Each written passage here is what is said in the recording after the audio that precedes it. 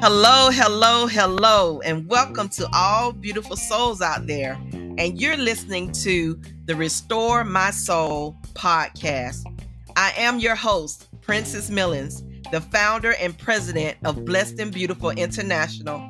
And my mission is to help women push through grief and burnout so that they can experience health in every aspect of life. In this space, you will hear personal stories, practical information, and expertise from myself, as well as my special guests.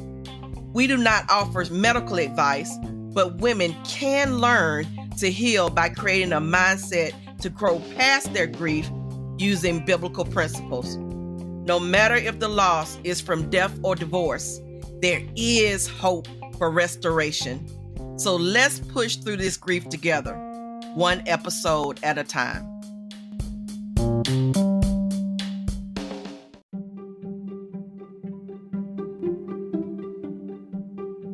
So here we are again, and in this episode, I wanted to take time to talk about the importance of asking for help.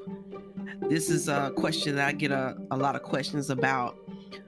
Sometimes we go through life, and especially in grief, we refrain from asking others for help for whatever reason. And we often take on that weight of the world and carry the burden alone when we don't even need to or have to. And sometimes it's just knowing how to be comfortable with asking for help.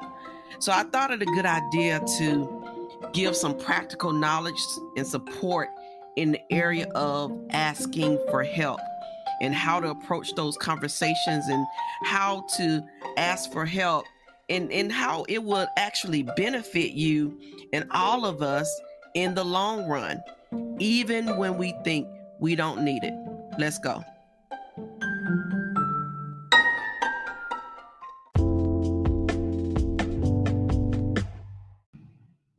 There are many reasons why we should ask for help. And if we're confident, we have confidence, and we think independently, we make our own choices in life, it wouldn't be all that surprising to discover if we tried to always figure things out for ourselves. But sometimes we might not like to ask for help, even when it's necessary. And whether we like it or not, all of us could benefit from time to time by asking or accepting, I can say asking, but also accepting a hand from someone else, from another human being. Not only that, I believe when you ask for assistance from someone, other people also stand to benefit in ways that we may have never considered. So I want to just go through some things and contemplate on some reasons why we want to ask someone for help, even if we find it challenging. And this is one of the big things that was a hindrance for me in my struggle, in my journey of grief. I was never good at asking for help. But one thing I realized is that one of the reasons why it's good to ask for help is that it gets you to accomplish the goal that you're after, whatever the goal is.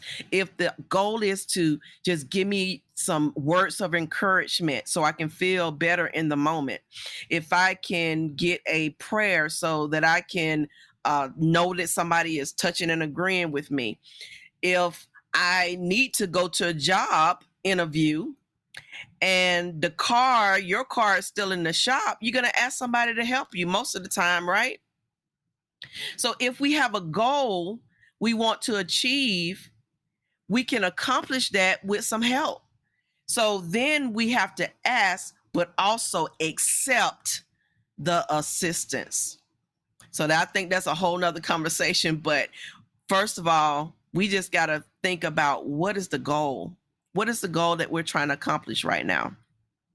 But it also shows that we're human. I think a lot of times we go through a lot of struggle trying to be perfect, even in our grief. Now, we could talk about why that is and how that is, all of that. But if we're full of confidence all of the time, we're strong all of the time, and seem to always do everything right, other people can easily put us on a pedestal. And sometimes we put ourselves on a self-imposed pedestal, meaning that we expect this high thing. We expect that even in our grief and our loss and our burnout and our stress, that we are supposed to perform at this high level. And so we always strive to meet that high level, and sometimes we just can't. So, but when we request help from other people, then they realize that even somebody like me, even somebody like you, can falter every once in a while. We are not perfect at all. And we're going to falter once in a while as we're trying to carve out this path throughout life. And this can be very inspirational to someone else to know, hey, she's reaching out for help, and there's nothing wrong with that. So maybe I can do that too. And I believe we also have to set an effective example. This can be for our children, for our coworkers, for our friends, for our family members, for our spouses. If we just go straight to the point and request assistance and ask for help as soon as we recognize we're going to need it, I think we help to destigmatize the whole idea of getting help. So if we are an effective example, if somebody's seeing me, especially my children, I believe, they see me asking for help, it kind of opens the door for them to be able to have the courage to ask for help as well. So when your family and your friends face a challenge and they're looking at you and how you respond to asking and receiving help, they'll think, hey, Susie didn't hesitate to seek out some extra help right away when they need it, and I'm going to do that too. You know, they might be saying that in their head. They may not say it to you, but that might be the conversation that they have in their heads. But then you get the opportunity to be helpful to them too, because you're setting an effective example. But one other thing I thought about is we give others a chance to help us.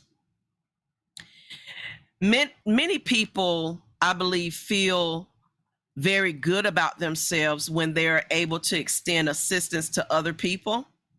So when we ask for help and we receive the assistance, you're allowing others to feel those rewarding emotions whenever you request a hand from them.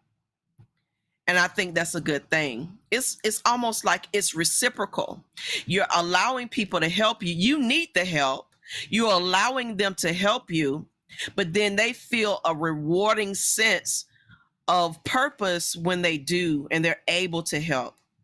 Some people just want to help and they might not know how to help, but you coming to them and asking for them, that is one of the most rewarding things that you probably could do in the time of your grief. But also the level of stress that you're experiencing will drop. So as you're going through your journey, your level of stress that you experience will drop when you ask for and receive help, because it can be very stressful when something goes wrong or something traumatic or tragedy happens. And then anxieties and our worries and our grief, they develop and they persist, right? And the longer we worry about the situation, the longer that we feel defeated about the situation, the worse you feel. But getting help means that you can avoid all of that distress that we often put ourselves under when we try to do it by ourselves. And then I believe we develop a true appreciation for others. We love seeing concrete proof that other want to see us be successful in life. And I think that's for the majority of the people that love you and love me. They want to see concrete proof that they want you to be successful in life.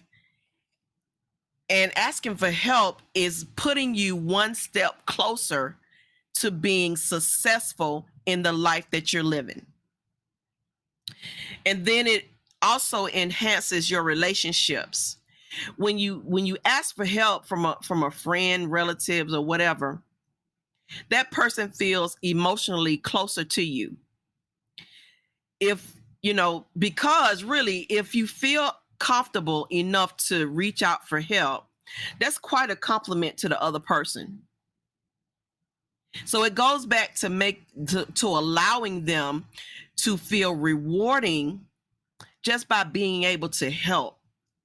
I get a question a lot about how can I help other people? And my answer is always, do they want your help? Do you know if they want your help? So somebody has to have the conversation. Either the person, if I need the help, I need to be able to have the courage to ask for help. But if I'm on the other end, and if I might see or discern that somebody needs help, there's nothing wrong with you asking. And then when the person comes to your rescue or come to your aid, you'll recognize how much that person really, really cares about you. Because the ones that are willing and able to help, sometimes they're not able, but they're willing. But you'll recognize how much that person really cares about you because they're really wanting to help you in that moment. And then one of the biggest things that I thought about, others around you may be suffering as well. I remember when my mother first passed away. This was back in 2004. I was a first-year teacher, and I was only about 6 months in. It was right at the end of the first semester, and she passed away. It was very quick. She got sick, and about 3 weeks later, she was gone. And I remember after the funeral, after everything, I did what people expected me to do, or what I thought people expected me to do. And I had learned somewhere a behavior that I need to put on a strong face. If I ask for help, it will make me seem weak. But all of that was not true. It was a myth. And when we go through grief and loss, sometimes it makes us emotionally unavailable. And that's really not good, because if you're a spouse or if you have children or any other type of caregiver, others are suffering because they are directly affected by our lack of being present or being able to do the things that we once did before. And so I remember a period of time after my mother passed, even after my divorce, I was in a place where I was emotionally unavailable. Now, I thank God that my children turned out well. But I remember just going through the motions and knowing that I needed help, but refusing to ask for the help that I needed. Wanting to seem strong, wanting to seem resilient to everybody when I was actually dying on the inside. And I was going through the motions, and I don't believe that I have a mind to just refuse help, but I felt so ashamed. I felt ashamed that I didn't want people to see that I was struggling. And my shame kept me from reaching out to the very people that could have helped me through. And that's my family. It's not that my family wouldn't have stepped in. It's that I did not give them a chance. And because I allowed fear and shame to paralyze me, I struggled in ways that I just didn't have to. And my children suffered because of it. And now, don't get me wrong, I absolutely have wonderful children, but I missed out on some precious times emotionally. I was there, I was at the games and the recitals and all of that, but I missed out on some precious time and really enjoying the moment that I could have had with them had I only reached out for help. So, listen, don't let that be you. And then the last thing I think is that asking for help, you have this sense of knowing that you're a good manager of your life. We can either spend time, emotional energy, and hours of lost sleep trying to figure an issue out on our own, or we can ask for help and get it quickly taken care of. So, which method is more efficient? Which one is more effective? Which one is going to give us the most satisfaction and help us reach our goal to emotional healing? So, we may see many of the good reasons that I've outlined here about why we want to go ahead and ask for help. And then giving and receiving assistance can enrich our life, but will strengthen all of our relationships, but we'll also be a better person for it.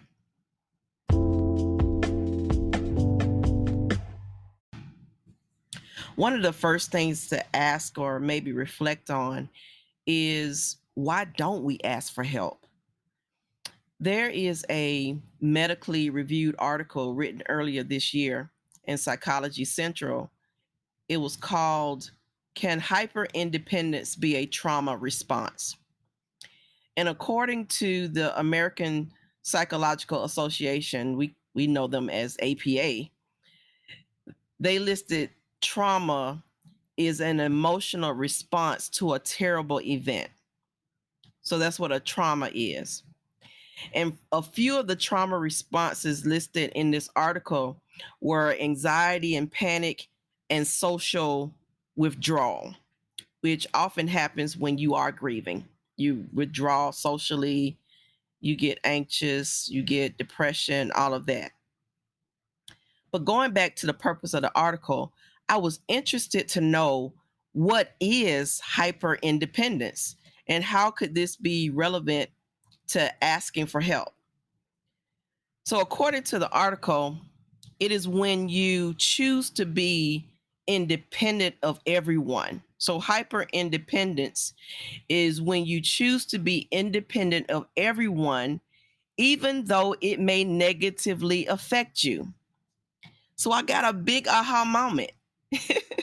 And so, in three of the biggest visuals of what this looked like is like taking on too much, even having trouble with delegating tasks. And then the third biggest thing that was listed, yes, you guessed it, asking for help. So this article caused me to understand this concept of trauma responses a little bit better, but it also inspired me to reflect on how similar it could look to other things when people do not know that you're struggling or just don't know a lot about the grieving process. And to the average person, hyper independence can look like you just want to be controlling, or you just mean, or you just rude. But because hyper independence is linked to past trauma, it can resurface as not asking for help as a trauma response. So, this is why it is so important to be non judgmental about people and how they respond to certain things, because you never know sometimes what other people are going through, nor do we know always what they've been through. So, no matter what the trauma response is for someone who is grieving, our response, I believe, the ones that want to help, is always kindness. And it may be through your kindness that people will open up to you and I and have the courage to ask for help. Maybe that's the thing that will cause them to open up, because you just never know. And we who, and who are we to judge someone else's process? Yes, it may seem out of sorts of how they're acting. Yes, it may not be fair. Yes, they may have treated you wrong. But showing a caring attitude, I believe, and understanding is sometimes a necessary component to someone else's breakthrough. So, kindness is the response, period.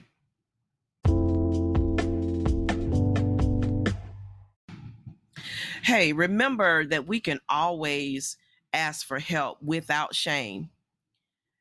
And so remember when I told you before that one of the biggest reasons that I never asked for help is that I felt so ashamed. I had this mental picture of myself in my head and how I thought other people saw me. And I did not want to disappoint people. But there are things to consider, I believe, as we learn ways to ask for help and do it without shame. One of the biggest things is we have to remember that other people need help too. Many other people need help just like we do. And you only need to just turn on the news to see how many people need help, right? And it's not surprising that we need help from time to time as well. And the question is, would you turn down someone that sincerely needed your help? So it is okay to ask. And some of the problem along with that is we have to swallow our pride.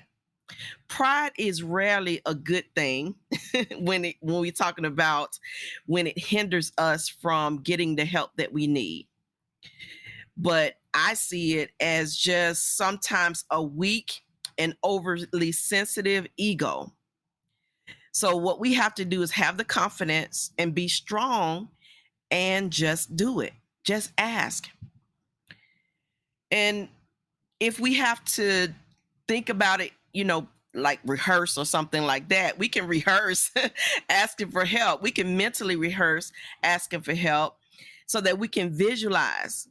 Some of us are visual thinkers, we're visual learners, so we can visualize asking for help and receiving that positive response, because I think some of the fear is that we'll ask for help and people won't respond, or they will be hesitant or flat out not even help you.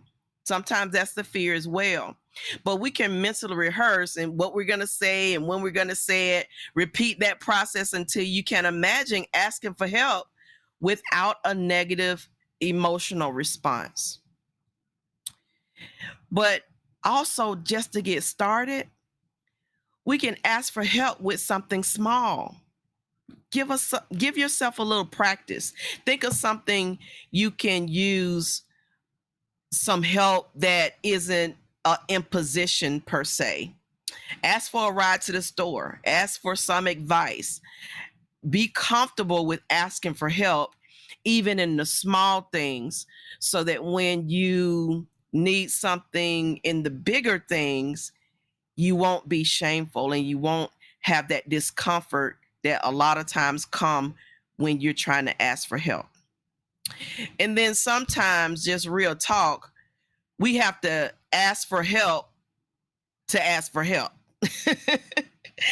If we really need help and we just can't ask, then sometimes we have to allow people who are independent to your familiar environment. In other words, no friends, no family. These people don't know you, maybe, like a counselor or a coach, to help you along the way and give you strategies. Sometimes they'll let you practice with them. And there's nothing wrong with that. I think whatever we need to get through what we're going through, if it's in a healthy way, then we should pursue that. And asking for help to ask for help is not a bad idea. So I want you to remember that asking for help can be challenging, but it's also a smart move. Most people would love the opportunity to do something for somebody else, something kind for somebody else. And I believe people can be so isolated these days, and the person you will ask to appreciate the chance to interact with somebody, and you need that in a meaningful way. So again, swallow that pride and just ask. Because trust me, you have so much to gain and so little to lose. You can do it.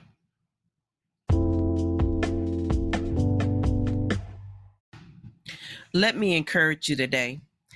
Mark chapter 4, verses 35 through 41, it tells of a time when the disciples had to ask Jesus for help. They were on the boat and a great storm came and began to rock the boat violently, and the disciples started to panic. Well, Jesus was asleep, and they woke him up and they began to question if he cared that they were about to perish. And now the response that Jesus gave was that he commanded the wind and the waves of the sea, and there was a great calming that took place. Now, remember that these were the disciples. They had already seen miracles that Jesus had performed of healing the sick and casting out demons, but they panicked when the storm came. So, just like that storm, there are many traumatic things that may happen in our lives to make us feel like the disciples on that boat. And we may be wondering if God cares or even if he sees that we are in distress. But just like Jesus calmed that storm supernaturally, it's the same way that he will send people naturally into our lives to help us if we are willing to accept the help. So don't panic in your healing journey. Just be open to the calm wind and the waves that we can experience when we open our heart to the idea of asking for help.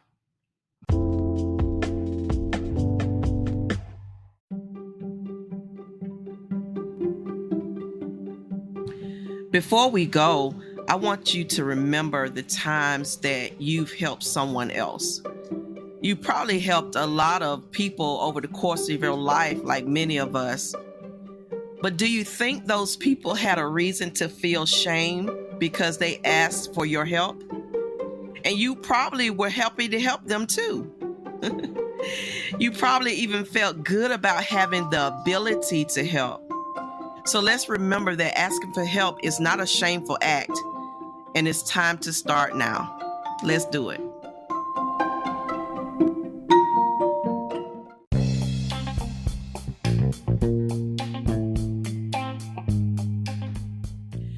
With this, we have come to the end of today's episode, and I hope you had a great time listening.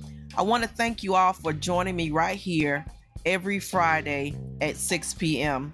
So be sure to leave your reviews and tell me what struck you most about this episode. I'm looking forward to hearing from you.